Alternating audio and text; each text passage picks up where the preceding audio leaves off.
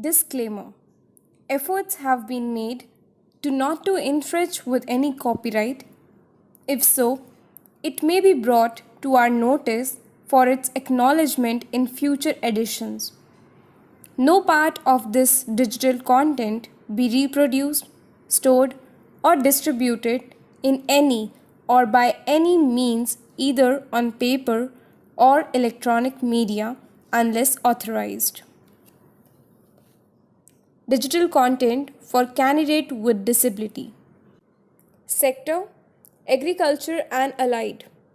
Subsector: Agriculture Allied Activity. Occupation: Beekeeping. Reference ID AGR slash Q5301. NSQF level 4. Unit 5: Insects, Disease and Nuisances Management in Beehive.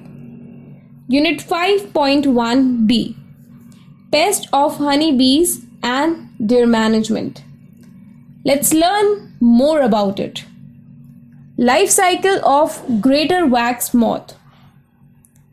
There are 4 stages in the life cycle of greater wax moth. Eggs are very small, that is of 0.4 to 0.5 millimeter in diameter. These eggs spherical in shape and pinkish to creamy white in color and are laid in clusters, that is 50 to 150 eggs per cluster in cracks and crevices of beehive. Single female on an average lays 300 to 600 eggs in its lifetime of 2 weeks and can lay up to 1800 eggs. Larva of greater wax moth is white to dirty gray in color and is 3 to 30 millimeter in length. Initially, larvae feed on honey and pollen. It burrows the comb near its midrib and spins a silicon tunnel in which it lives and feed. These larvae congregate in comb. These silicon galleries protect the wax moth larvae from bees and trap the newly emerged bees in their cells. This condition is known as galeriasis. Pupa is brownish white to dark brown and 14 to 16 millimeter long in size. Fully grown larva moves to hive body and nibbles a small depression in a wood in which it pupates. Pupation takes place in silicon cocoons spun around them by the last instar larva.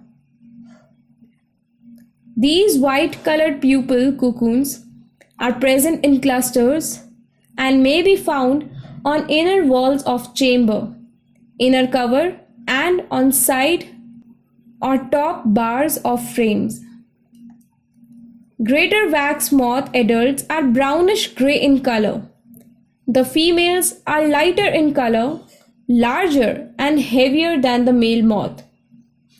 In the females, the outer margin of the forewings is smooth, whereas semi-lunar notch is present in males.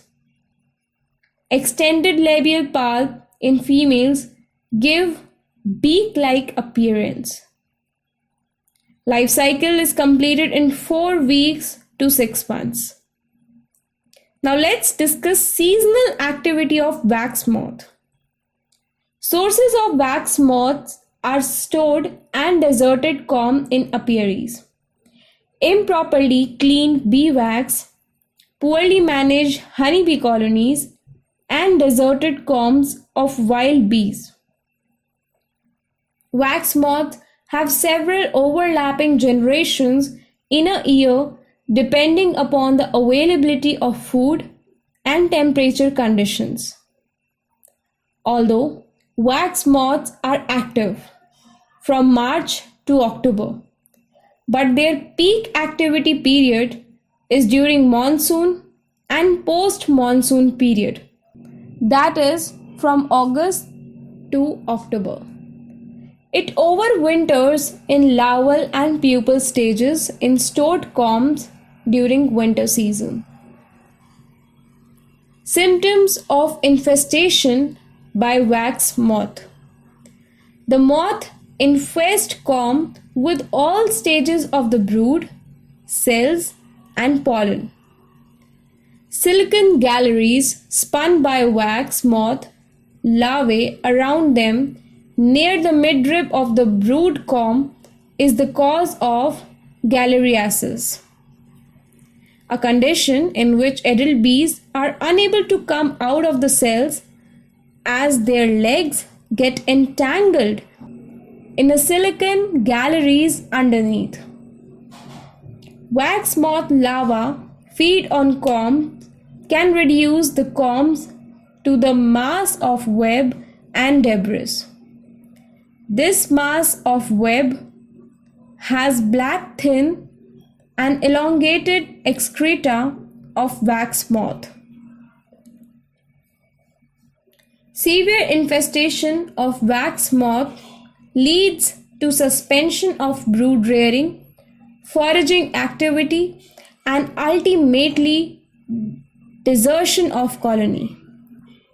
A mellifera species bees collect more propolis than other Apis species.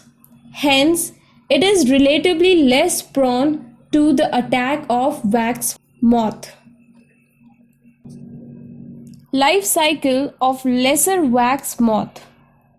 Its egg stage varies between 2 to 4 days, larval 34 to 48 days, and pupal 5 to 12 days. Adults live for about 7 days. Larvae of lesser wax moth are 15 to 20 millimeter long, white in color, have brown head, and live segregated in silicon tunnels covered with frass and webbings. Moths are smaller than greater wax moth and silver gray without markings on wings. Female moth may lay 250 to 300 eggs.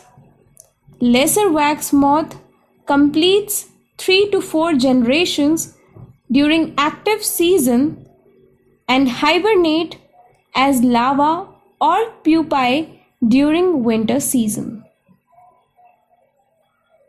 Management of wax moths. Maintain strong colonies.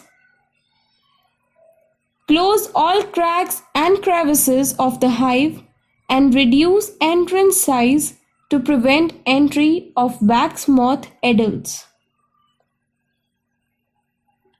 Keep the bottom board clean by burning the debris collected from bottom board periodically.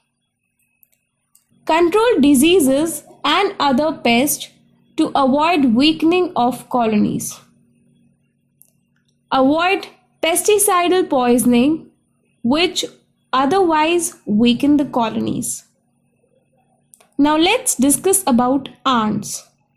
Ants usually are not serious pests of honeybee colonies. Ants are mostly found between the inner and outer cover of the hive and in the pollen traps. Sometimes very severe and prolonged attacks by ants may trigger absconding in some of the honeybee colonies. Protection of honeybee colonies from damage by ants. Plug cracks and crevices in the hive. Keep hive on stand and use ant wells. Dig underground nest of the ants and drench the nest with chlorpyrifos about 0.2%. Colonies capable of defending by fanning should be selected and used as breeder colonies for mass rearing of queen bees. Repellents like sulfur powder, borax powder, sodium fluoride, etc. may be used around the colonies. Minimizing loss by predatory birds.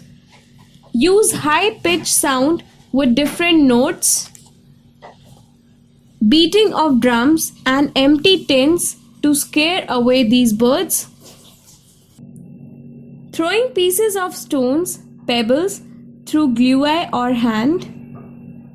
Use of sulfur-potash mixture for producing regular loud sound. Reflecting tapes of different colors may be fixed at a distance of 20 to 30 centimeter from honeybee colonies and at a height of 5 meter to repel these birds. Then keep beehives under thick canopy of trees. So in the next video, we will discuss about the diseases of honeybee and their management.